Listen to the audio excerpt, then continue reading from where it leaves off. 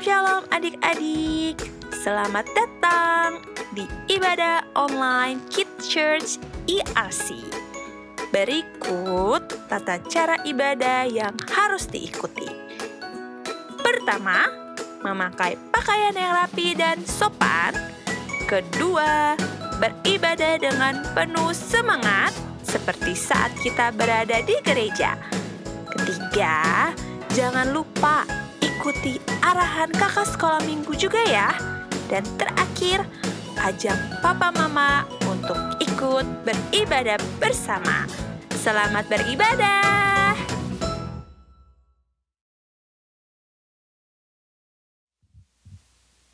Shalom adik-adik. Berjumpa lagi bersama kakak di ibadah online Gereja Anak hari ini bersama kakak Kalisma dan kakak Kak Theo. Oke Kak Theo, sebelum ibadah kita ngapain dulu nih Kak Theo? Kita harus siap-siap Kak. Siap-siap doa apa Kak? Kita siapkan Kak. Kita harus siapkan hati kita ya, untuk benar. menyembah Tuhan. Amin, itu yang utama ya Kak? Iya betul. Apalagi Kak? Kita harus ajak mama papa, adik, kakak semuanya kita ajak untuk ibadah bareng-bareng. Iya, yang terutama ya Kak harus sudah mandi yang bersih, sikat gigi. Terus kalian pakai baju yang rapi, baju yang baik untuk ibadah. Amin. Amin. Dan juga satu lagi nih Kak, harus sudah sarapan ya Kak? Iya Kak. Supaya sarapan. Nanti ibadahnya perutnya nggak kosong, nggak keruk-keruk Biar gitu. semangat Kak ibadah. Biar semangat puji Tuhan ya, amin. Oke, sebelum ibadah kita mau berdoa dulu adik-adik. Yuk, siapkan hatimu, lipat tanganmu, tutup matamu.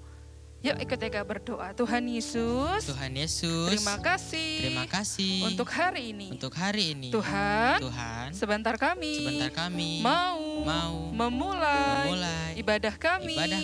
Tuhan pimpin ya. Dari awal sampai akhirnya. Roh Kudus. Pimpin ya. Agar kami. Boleh ibadah. Dengan tertib. Dengan baik. Terima kasih Tuhan. Dalam nama Tuhan Yesus, kami sudah berdoa. Haleluya. Amin. Tepuk tangan dulu buat Tuhan Yesus. Sudah siap adik-adik? Sudah siap Kakak? Siap Kak. Oh siap. Yuk sekarang bangkit berdiri sama-sama yuk.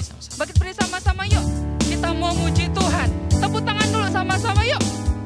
Digoyangkan badannya ya. Ayo yang semangat puji Tuhan ya adik-adik. Kita mau nyanyi 9 buah roh ya. Yuk.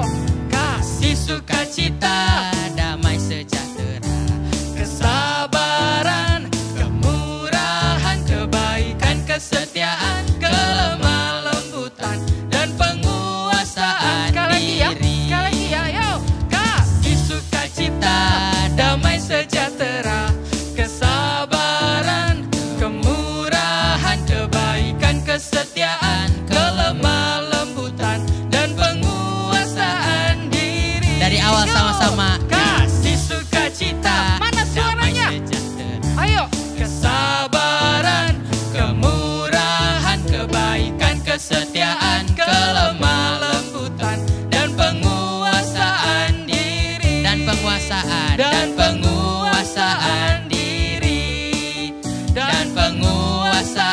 diri. Amin. Tepuk tangan buat Tuhan Yesus. Haleluya. Oke. Sudah muji Tuhan, sudah bersuka cita ya Kak buat Ya, Tuhan Kak. Yesus ya. Nah sekarang tiba saatnya kita mau belajar tentang kebenaran firman Tuhan. Amin. Amin. Yuk semuanya duduk yang rapi.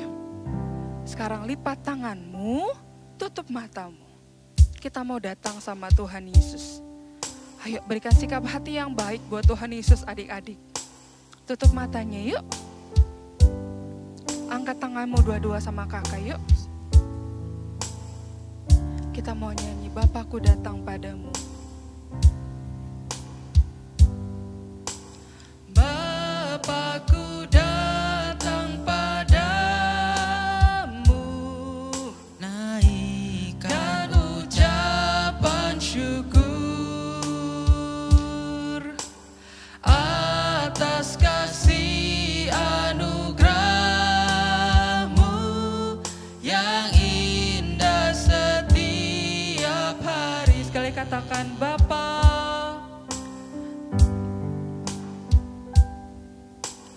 Bapakku datang padamu.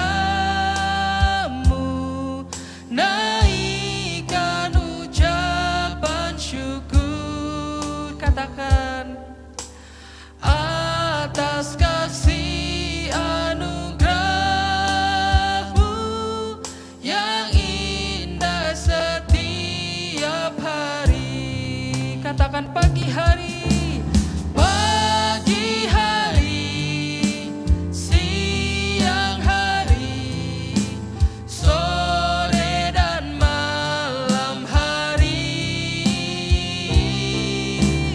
Tak hentinya Mengucap syukur atas kebaikanmu. Katakan pagi hari, pagi hari, siang hari, sore dan malam hari.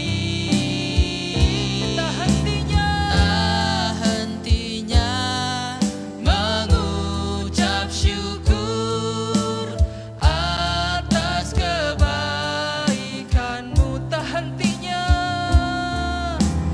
Tak hentinya mengucap syukur atas kebaikanmu, atas kebaikanmu, atas kebaikanmu, atas kebaikanmu, atas kebaikanmu.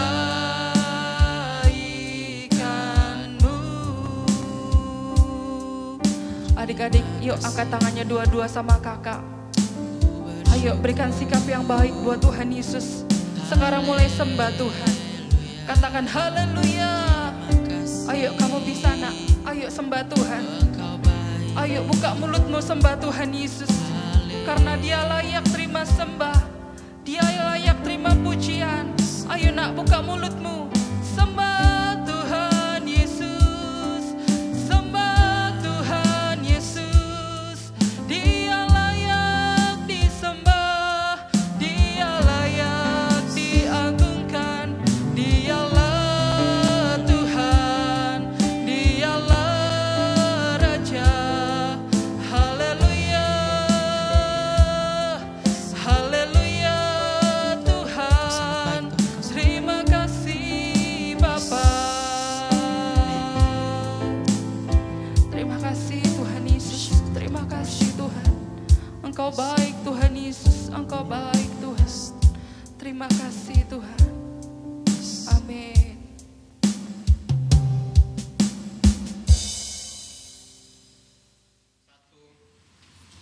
Shalom adik-adik, kembali lagi di ibadah online kita hari ini di minggu keempat di bulan Oktober 2020 bersama kakak Kak Gloria.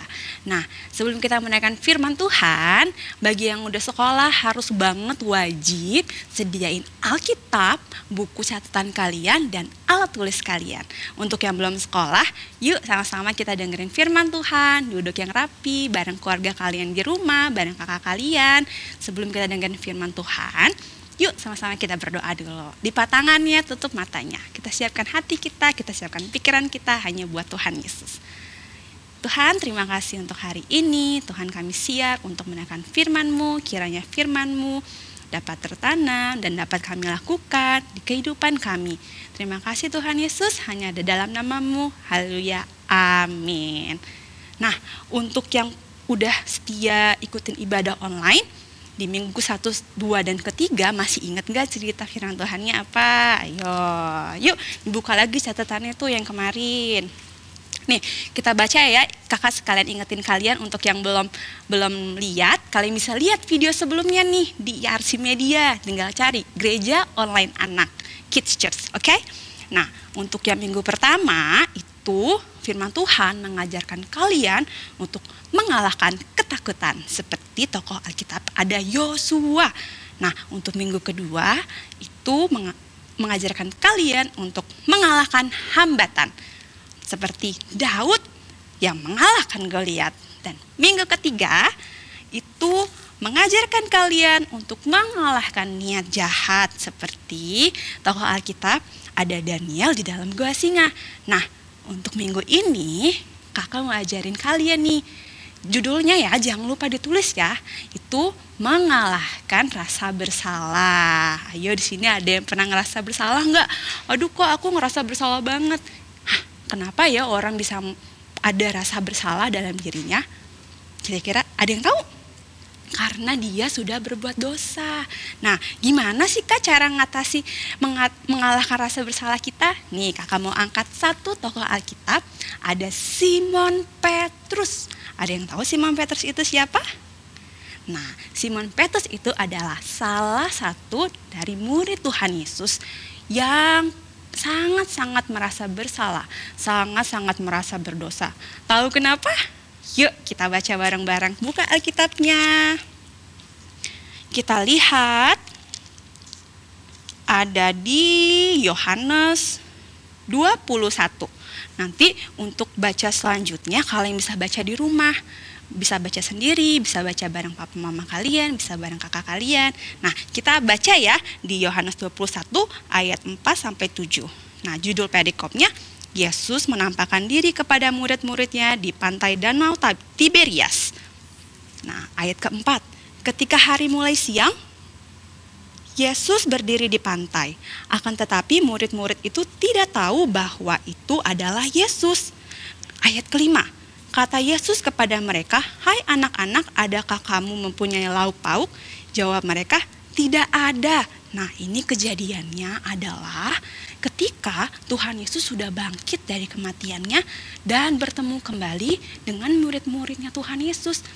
Itu seperti persis waktu Tuhan Yesus mengangkat murid-muridnya yang pertama, seperti Simon Petrus dan teman-temannya.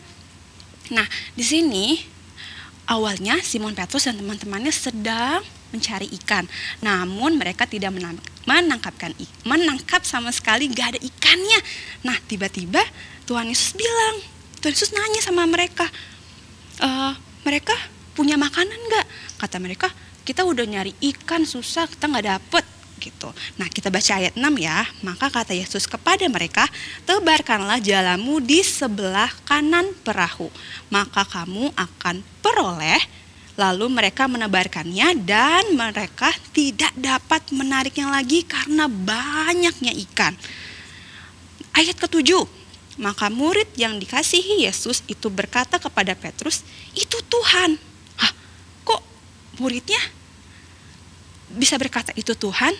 Ternyata di ayat sebelumnya, kalau kalian baca nanti ya, itu mereka nggak tahu bahwa itu Tuhan. Tapi akhirnya mereka sadar karena mereka teringat kembali waktu pertama kali Tuhan Yesus bertemu dengan mereka di danau yang sama, di saat yang sama.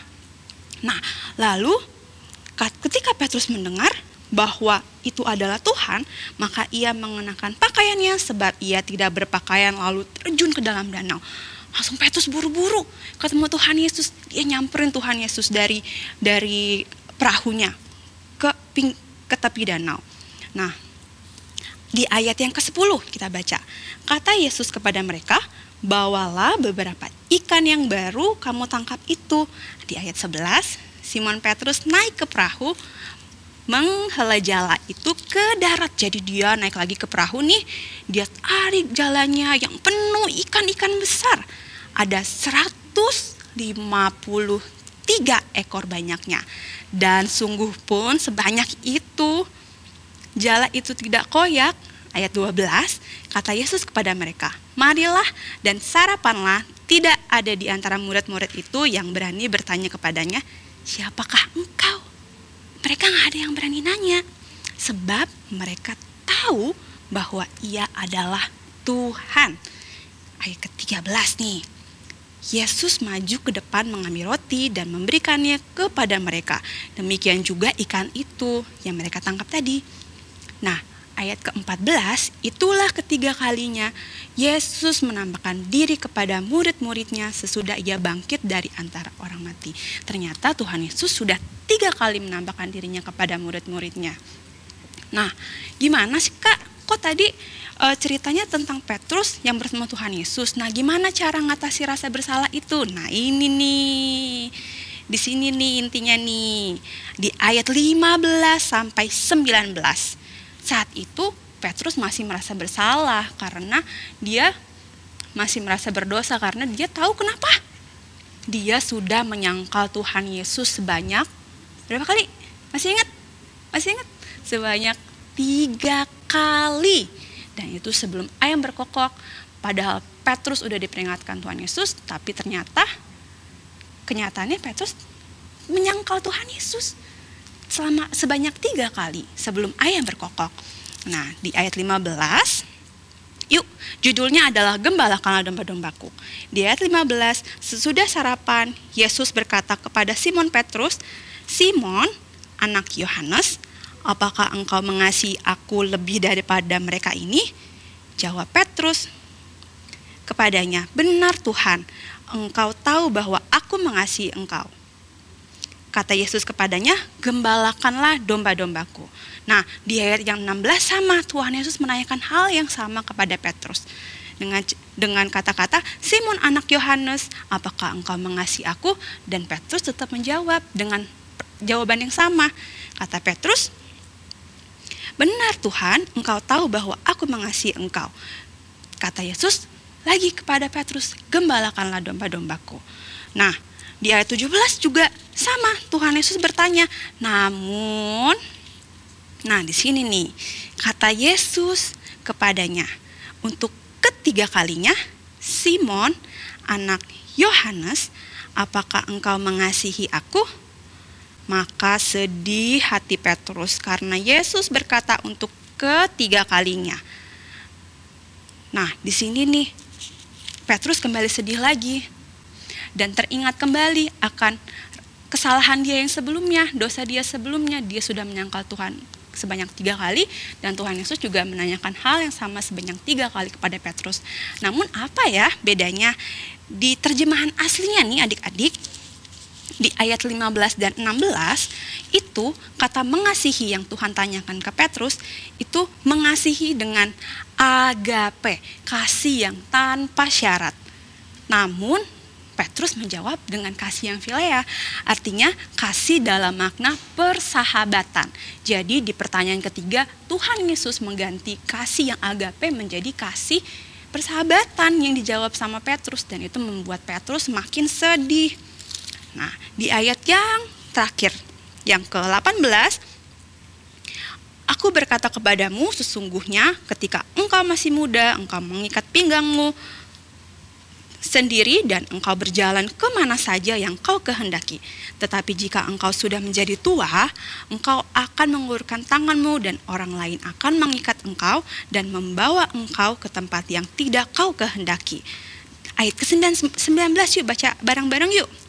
Dan hal ini dikatakannya untuk menyatakan bagaimana Petrus akan mati dan memuliakan Allah. Sesudah mengatakan demikian, ia berkata kepada Petrus, "Ikutlah aku." Wah, dia kata-kata terakhir, "Ikutlah aku."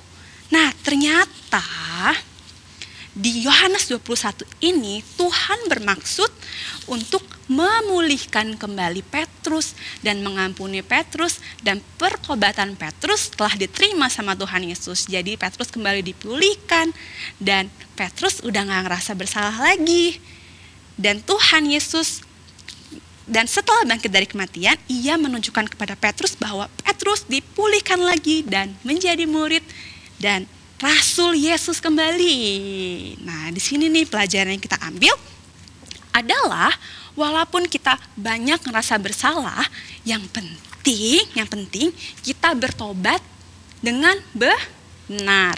Kita mengaku kesalahan kita dan kita tidak mengulangi kesalahan kita lagi. Kita berusaha untuk tidak mengulangi kesalahan kita lagi.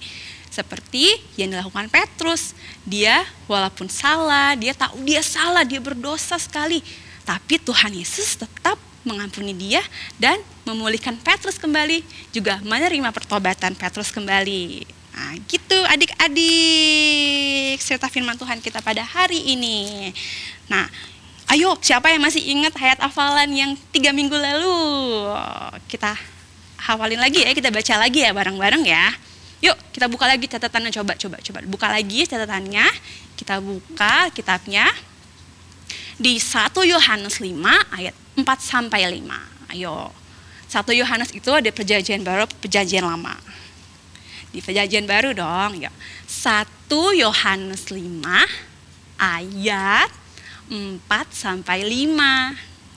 Sebab semua yang lahir dari Allah mengalahkan dunia. Dan inilah kemenangan yang mengalahkan dunia. Apa? Iman kita. Siapakah yang mengalahkan dunia?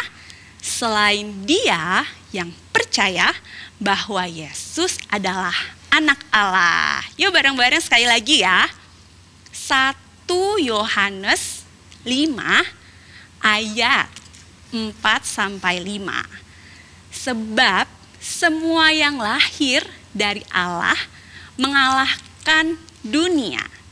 Dan inilah kemenangan yang mengalahkan dunia, iman kita. Siapakah yang mengalahkan dunia? Selain daripada Dia yang percaya bahwa Yesus adalah anak Allah.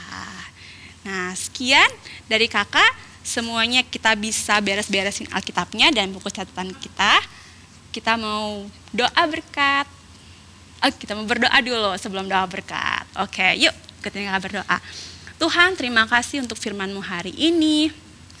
Terima kasih Engkau telah mengajarkan kami dari tokoh Alkitab Simon Petrus, Tuhan, yang berhasil mengalahkan rasa bersalahnya karena pertobatannya Engkau terima Tuhan, Engkau pulihkan Tuhan. Ajari kami Tuhan Yesus untuk selalu berdoa Tuhan Yesus dan mengaku kesalahan kami Tuhan agar kami selalu dipulihkan kembali oleh Tuhan Yesus. Terima kasih Tuhan Yesus, hanya di dalam nama-Mu kami percaya, Juru Selamat kami yang hidup. Haleluya. Amin. Shalom Papa Mama, Kakak Gereja Anak mau menghimbau Papa Mama untuk memberikan persembahan melalui transfer ke rekening BCA yang tertera dan juga bisa melalui GoPay, OVO, dan sebagainya melalui scan barcode yang telah disediakan. Happy Sunday and God bless you. Nah, kita sudah sampai di akhir ibadah kita hari ini. Sampai ketemu minggu depan lagi ya. Jangan lupa di jam yang sama. Nah, kita mau doa berkat. Nah, di ujung doa berkat kita akan doa Bapa kami bersama. Yuk kita angkat tangan kita mau berdoa berkat. Terima kasih Tuhan untuk hari ini Tuhan Yesus. Terima kasih untuk kesehatan, untuk berkat yang daripada Engkau. Terima kasih untuk berkat yang selalu baru Tuhan dalam kehidupan kami Tuhan. Kiranya kasih, damai sejahtera yang daripada Engkau Tuhan Yesus selalu ada dalam kehidupan adik-adik dimanapun mereka berada Tuhan Yesus. Selalu menjadi berkat Tuhan Yesus dimanapun mereka berada. Terima kasih Tuhan Yesus. Yuk sama-sama kita doa Bapa kami ya. Bapa kami surga, dikuduskanlah nama-Mu, datanglah kerajaan-Mu, jadilah kehendak-Mu di bumi seperti di surga. Berikanlah kami pada hari ini makanan kami yang secukupnya, dan ampunilah akan segala kesalahan kami seperti kami juga mengampuni orang yang bersalah kepada kami. Dan janganlah membawa kami ke dalam cobaan, tetapi lepaskanlah kami daripada yang jahat. Karena Engkaulah yang empunya kerajaan dan kuasa dan kemuliaan sampai selama-lamanya. Amin.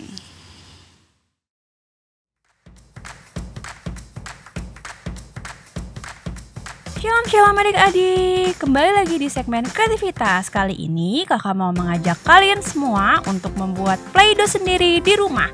Caranya mudah dan sangat gampang. Yuk kita sama-sama langsung buat Play-Doh-nya. Nah, untuk membuat Play-Doh kalian hanya membutuhkan tepung terigu, ada garam, ada air hangat, dan ada pewarna makanan. Jangan lupa wadah untuk membuat adonannya. Langsung saja kita membuatnya. Pertama, kalian ambil tepung terigu, itu perbandingannya 2:1. Jadi tepung terigunya itu lebih banyak dibandingkan garamnya. Lalu kalian masukkan tepung terigunya ke dalam wadah. Lalu kalian masukkan garamnya dan aduk. Aduk sampai mereka tercampur. Di sini kakak hanya menggunakan bahannya sedikit. Kalau kalian mau membuat lebih banyak Play-Doh di rumah, kalian bisa menambahkan bahan-bahannya lebih banyak. Yang penting takarannya adalah 2:1. Nah, kalau sudah tercampur rata, kalian masukkan air hangat sedikit-sedikit sampai adonannya tercampur. Kalian gunakan tangan kalian untuk mencampur. Di sini kalian bisa merasakan tekstur dari tepung terigu, garam, dan air yang tercampur rata. Kalian bisa rasakan sampai tercampur sempurna. Nah,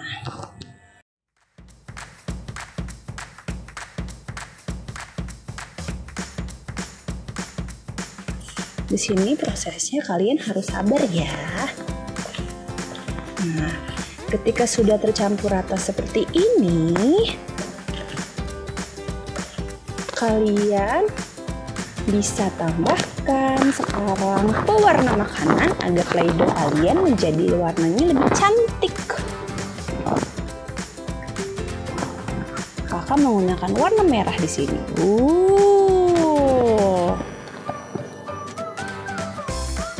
Oke, kita campur lagi. Campur sampai dia bisa berubah warna.